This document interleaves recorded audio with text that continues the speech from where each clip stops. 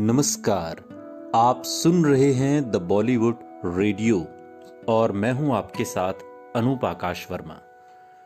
दोस्तों, ये किस्सा वहीदा रहमान और राज कपूर का है।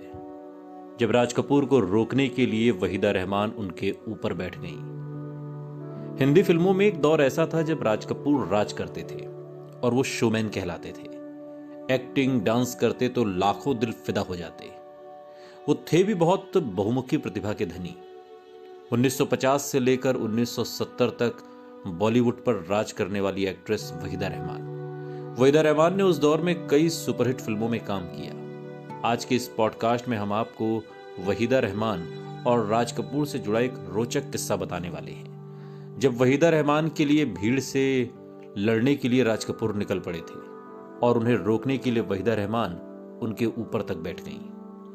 ये वाकया साल 1966 का है, जब फिल्म आई तीसरी कसम, और इस फिल्म में राज कपूर और वहीदा रहमान लीड रोल में थे। दरअसल इस फिल्म की शूटिंग मध्य प्रदेश के बीना में हुई थी और फिल्म शूटिंग खत्म हो चुकी थी।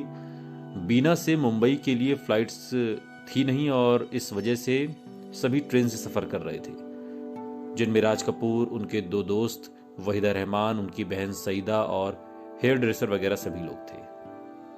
सभी अपने अपने एसी रूम में बैठे थे और ट्रेन बीना से निकली, लेकिन 5 मिनट बाद ही गाड़ी रुक गई। ट्रेन के बाहर से भीड़ की आवाजें आने लगी कि बाहर आना पड़ेगा, बाहर आना पड़ेगा। राज कपूर ने जब इस बारे में पूछा तो उन्हें बताया गया कि कॉलेज स्टूडेंट्स ने ट्रेन को रोक दिया है, आपसे और वहीदा रहमान से मिलने की जिद पर अड़े हुए हैं। यह सुनकर राज कपूर ट्रेन से उतरे और उनसे मिलने पहुंच गए।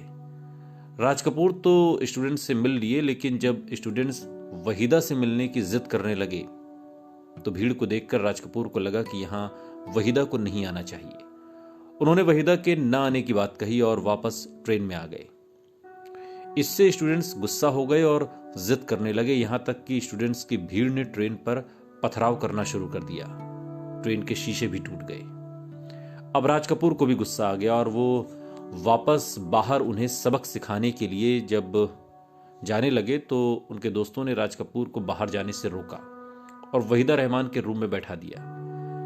दोस्तों ने वहीदा और बाकी लोगों से कहा कि वो राज कपूर साहब को पकड़ कर रखें और उन्हें बाहर न जाने दें, लेकिन राज कपूर अभी भी बाहर जाने की जिद पर अड़े हुए थे।